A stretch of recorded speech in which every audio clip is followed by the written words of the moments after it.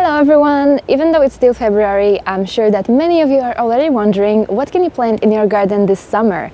And if your garden happens to be in the shade for most of the day, that doesn't necessarily mean your options are limited. You can still grow beautiful flowers and tasty fruit and vegetables.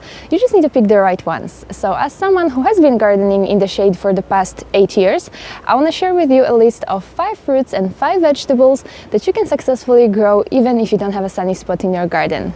But before we jump to that list, there are 2 informations that I think are crucial to know when you grow edibles in the shade. So first information is we talk about shade when we have between 0 and 3 hours of direct sunlight, and then partial shade is between 3 and 6 hours of direct sunlight. But there is a huge difference between having none direct sunlight, like having 0 hours of direct sunlight, and having even 3 hours of direct sunlight. So if you do have a spot in your garden that receives at least some direct sunlight, even if it's just a couple of hours in the morning, prioritize that spot and reserve that spot for growing your edibles, because sometimes even 30 minutes more of direct sunlight can make a huge difference. And then the second information I want to share with you is be patient, because the same vegetable or fruit grown in the shade or in partial shade versus grown in full sun will take more time to grow and will take more time to ripen in lower light situations. Okay, so now I will share with you a list of 5 vegetables, and as I speak about each one of them, I will try to include some additional information that I think might be useful to you. Okay, number 1 is radish. Now, radish must be the easiest, the quickest, and the most fun vegetable to grow in a shady garden. And you can cultivate radish pretty much year-round. And if you haven't tried all the colorful radish varieties, you are missing out, because radish comes in so many different colors. And when I say colors, I also mean different flavors and different levels of spiciness. And you can grow radish in the smallest of gardens. I grew 5 different types of radish in one small wicker basket, and I had a pretty good harvest out of that basket. The only thing is, as I mentioned already before, it will take more time for that radish to ripen in your shady garden. Usually you can harvest radish anywhere between 4 to 6 weeks from seed to harvest, but for example in my part shade and shade garden it takes usually between 8 to 10 weeks. Number 2 is lettuce and leafy greens. All leafy greens, whether that be arugula, spinach, kale, or any type of lettuce, it all grows well even with 0 hours of direct sunlight. My personal favorite is arugula because of how fast it grows. From seed to harvest, you can start picking arugula leaves even within 1 month. So you can sow it repeatedly and you can have a continuous harvest all throughout the year. Lettuce is also a great option, and there are so many different types of lettuce and they all grow really well. There are some lettuce varieties that grow better in warmer months, but there are also some that are quite cold hardy, and you can grow them even in winter with some little frost protection, and you can harvest fresh lettuce even in those colder months.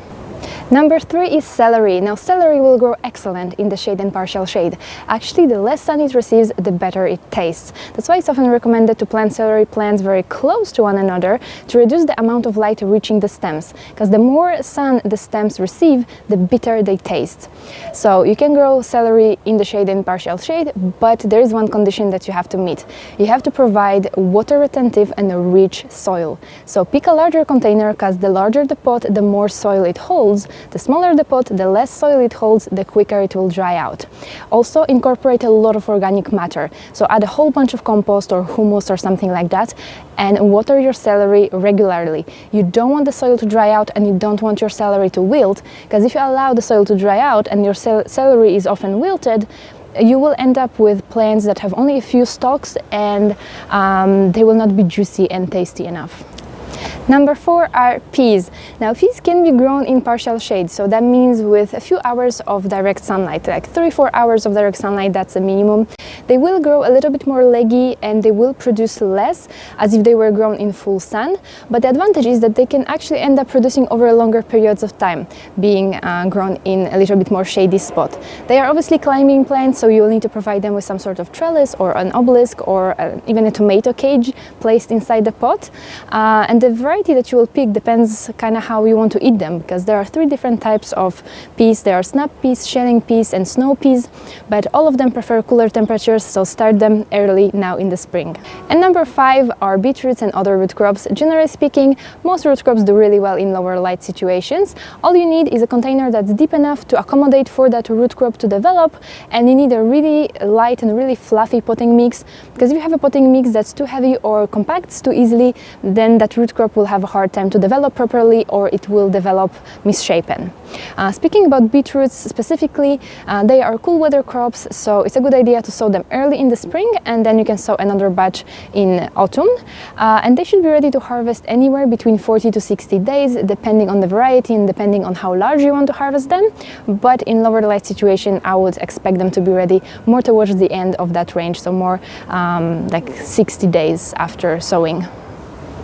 Okay, so now let's talk about 5 fruits that you can grow in a shady garden.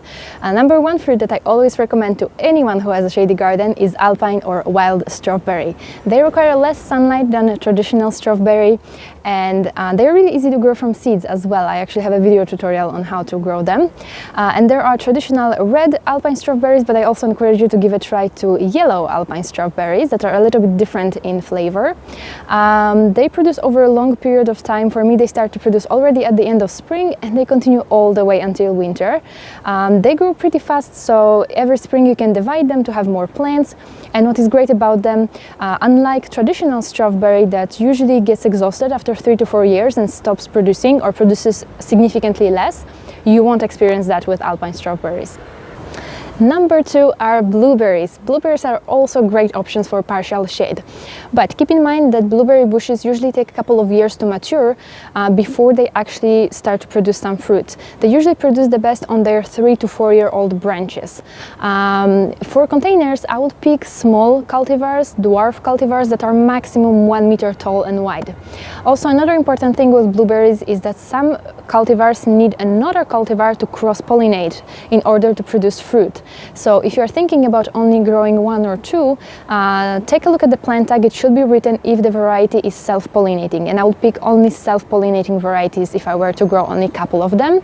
Another important thing is they need ericaceous potting mix, so acidic potting mix, in order to grow healthy and to produce fruit.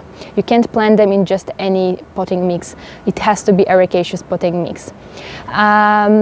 On my balcony, I personally have 2 different blueberries. They are just waking up from their winter dormancy. One is called Brigitta Blue, which is a blueberry, and other one is called Pink Lemonade, which is a pink berry, and both of them are self-pollinating. Number 3 are red and white currants. Red and white fruits require less sun to mature, so that makes them great options for more shady container gardens. And with currants, just like with any fruiting trees or bushes, it will take them a couple of years before they mature and before they actually give you a nice harvest. So for container gardens, pick a small cultivar, or you can actually buy them as trained as single stem or multi-stem cordons, and you can grow them against the wall to save space. You can also buy them as standards that not only look more decorative but also give you the possibility to plant something below. In my container garden, I grew white currants that were called Blanca. Number 4 are gooseberries. Pretty much everything that I said about currants also applies to gooseberry. There are many varieties to choose from, but for shady container gardens I would pick either a green, white or red variety, but some varieties are better for desserts or eaten raw, others are better for cooking or for jams and stuff like that, so pick a variety based on how you want to eat it. Here again, it will take them about 2 years before they start to crop abundantly, unless you buy a plant that's already 2-3 years old, that's nicely shaped, that has several stems, so you can buy them as a small bush. But there's also that option, like with currants, you can buy them as partially trained cordons or as standards if you want to save space. Last but not least is Plum Victoria. That's something I'm hoping to add to my container garden this year as well. Plum Victoria can be planted in partial shade or in dappled shade. That means it will require at least a couple of hours of direct sunlight for those fruits to ripen.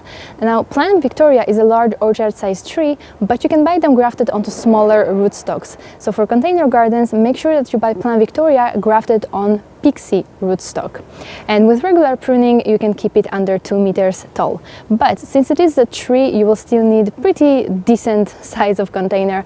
I would say at least 60 centimeters tall and wide. Okay, so here it is, my list of 5 fruits and vegetables that you can grow in a shady container garden.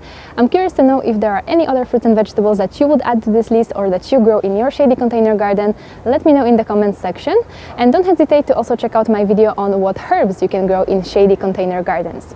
Hope that you found some good ideas in today's video. Thanks so much for watching, and we'll see each other in the next one.